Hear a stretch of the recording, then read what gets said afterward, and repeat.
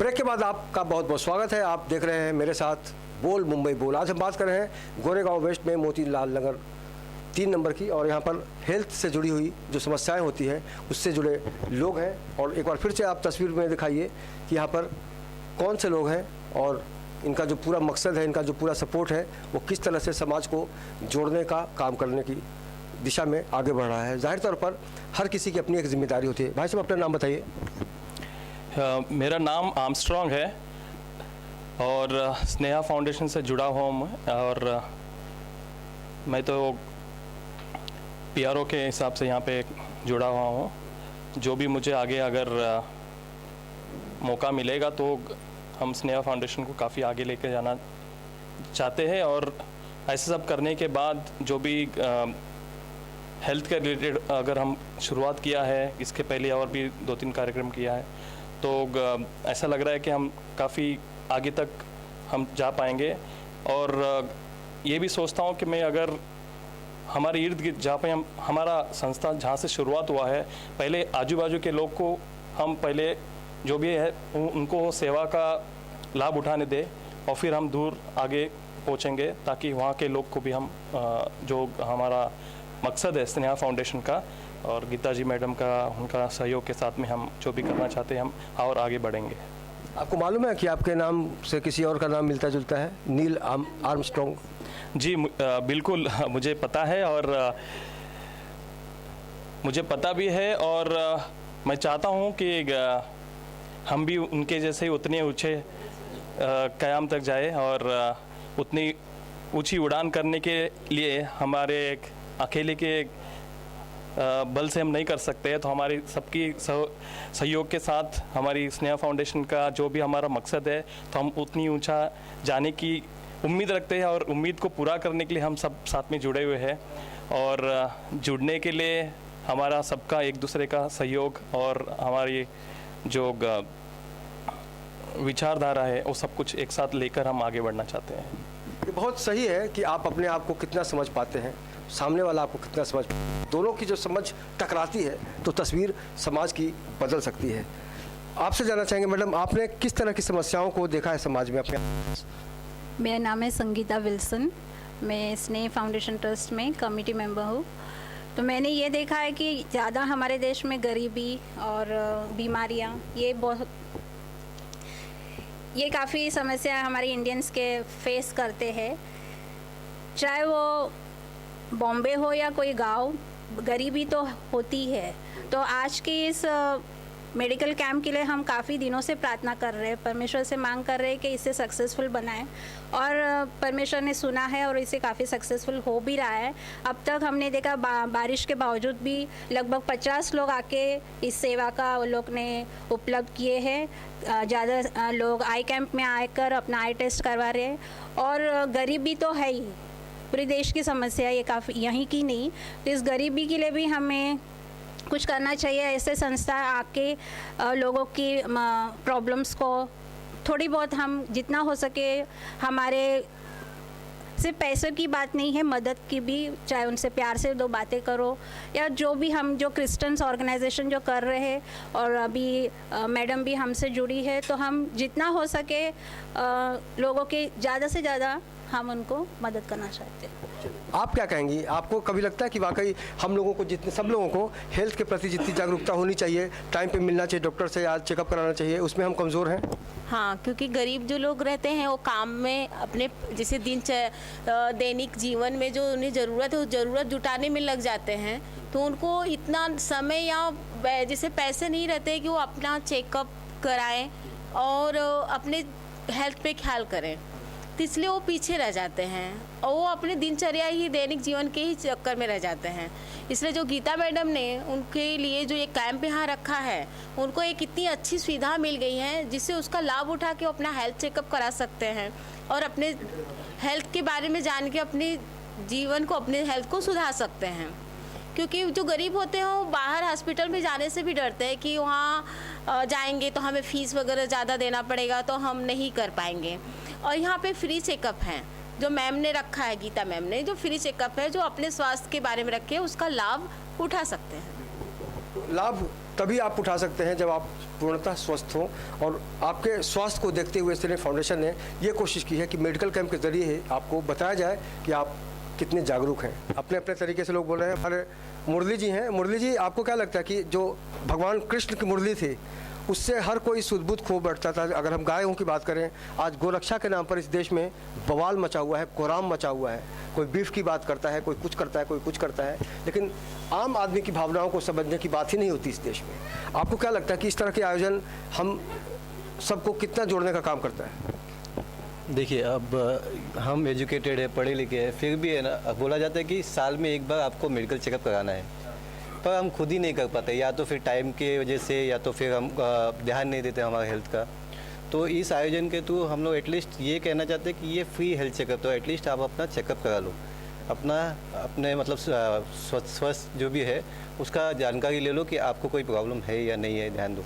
और ये स्नेहा ट्रस्ट के थ्रू हम लोग ने स्टार्ट कैसे किया था कि एक ऑर्फनेज में जाके हम लोग उनकी सेवा करते थे, फिर हमने बुक डिस्ट्रीब्यूशन कराया, फिर अब जाके हमने बोला थोड़ा स्वास्थ्य पे भी ध्यान देते और मेडिकल चेकअप करा देते। तो फ्री में हमने मेडिकल चेकअप अरेंज किया, लोग आ रहे हैं, उनका चेकअप वगैरह कर रहे हैं। हमारे कुछ मेंबर्स हैं जिन्होंने खुद चेकअप कराया, उनको भी पता चला कि उनका नंबर बढ़ गया है और फिर उन्होंने भी चश्मा ले लिया। तो इसी प्रकार ऐसा। ये मुरली बहुत सही बोल रहे हैं कि आपको भी अपने लिए थोड़ा बहुत वक्त ज़रूर निकालना चाहिए ताकि आपको भी पता चले कि आपकी जो परेशानी है वो कितनी सच्ची है या फिर झूठी है। तो आप उसके लिए चेक ज़रूर कराइए। हमारे सहयोगी निर्मल त्रिवेदी हैं जो अलग अलग इवेंट कवर करते हैं। निर्मल, आपको क्या लगता है कि इस तरह के इवेंट से कितना फ़ायदा होता है आम लोगों को? जी देखिए आशुतोष जी, सबसे बड़ी बात इंसान की ज़िंदगी में एक बहुत बड़ा सेटबैक होता है, वो ये होता है कि बीमार होना।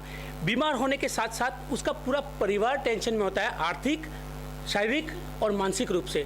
होता यह है कि पूरा पैसा जो है वो मेडिकल खा जाता है। बड़े बड़े हॉस्पिटलों में जिस तरह के चार्जेस होते हैं वो आप अनभिज्ञ नहीं है उस चीज़ों से। एक गरीब आदमी की पहुंच से बहुत दूर की बात होती है।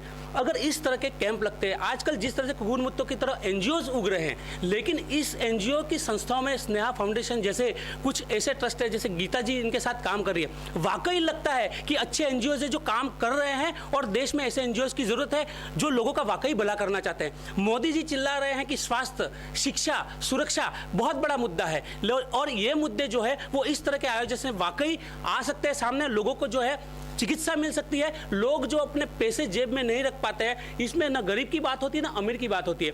अमीर के पास टाइम नहीं होता है, गरीब के पास पैसा नहीं होता है। इन दोनों चीज़ों को मैच करने का काम इस तरह के जो आयोजन करते हैं उसमें मैं चाहूँगा कि ये आयोजन और बढ़े और लोग देख के वाकई इन चीज़ों को फॉलोअप करें। गीता जी आरपीआई से जुड़ी हुई हैं। जाहिर तौर पर आठवले जी के मंत्री बनने के बाद जो कार्यकर्ता हैं उनके अंदर जोश काफ़ी बढ़ गया है।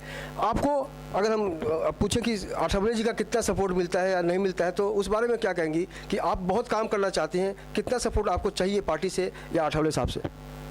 देखो, आठवले साहब जो एक ऐसे इंसान है कि गरीबों की मदद पहले से करते हैं। आज मैं बचपन से उनको देख रही हूँ, तो उनका सहयोग हमेशा रहता है। उनके सहयोग से ही भी मैं अभी 2 साल से जुड़ी आरपीआई से। उसके पहले मैं संस्था, संगठन और ट्रस्ट से ही काम करती थी, लेकिन जब से मैं आरपीआई में ज्वाइंट हो गई उनका सपोर्ट मुझे बहुत मिला है और आगे भी मिलेगा, क्योंकि वो गरीबों के नेता है, गरीबों के दाता है। तो मैं ये बोलती हूँ कि आठवले साहब बहुत ही अच्छे इंसान हैं, वो और नेताओं के जैसे नहीं हैं, तो उनका सपोर्ट हमेशा मिलता है, मिलते रहेगा। आने वाले दिनों में और क्या क्या कदम उठाने वाली हैं इस ट्रस्ट की तरफ से आप लोग? देखो, इस ट्रस्ट के, ये ट्रस्ट मेरा 17वां ट्रस्ट है।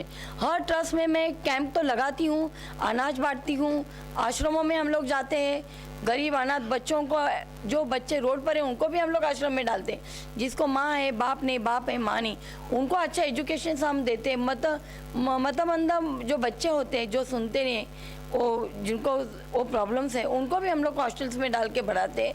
बहुत से काम हम लोग करते हैं। ऐसा नहीं है कि आश्रमों में भी हमारे अच्छे डोनेशंस हम बच्चों को दे, अनाज, कपड़े सब बांटते हैं, सब काम करते हैं हम। यानी आठवले साहब से कोई शिकायत नहीं है आपको? नहीं, आठवले साहब तो बोलते हैं काम करो, उनको अच्छा लगता है, हमेशा बोलते हैं आपका काम बहुत अच्छा है मैडम, आप करते रहो काम। ये बोल के हम लोग का पेट भर जाता है। इतना एक शब्द इतना बड़ा आदमी हमारे लिए बोलता है, वो बहुत है हमारे लिए। पेट भर जाता है इनका।